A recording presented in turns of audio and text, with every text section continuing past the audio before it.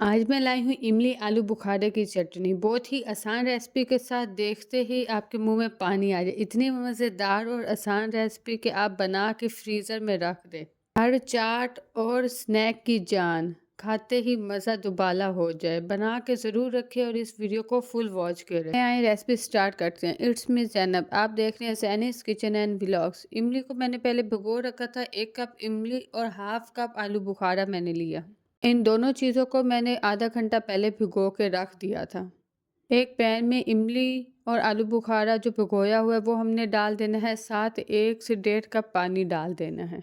जैसे जैसे ही 1-2 बॉयल आएंगे हम बेसिक्स मसाले ऐड करेंगे। चिली फ्लेक्स, सफ़ेद मिर्च और हमने अजवाइन डाली 1 पिंच फ्लेवर्स के लिए। शुगर डाली 2 टेबलस्पून। साल्ट डाला, आधा ज़ीरा 1 टीस्पून आप ऐड कर ले। जैसे ही ये सारा पानी ड्राई हो, अच्छी तरह बॉयल हो जाए इमली और आलू बुखारा, इसे ठंडा होने के लिए थोड़ी देर रख दें।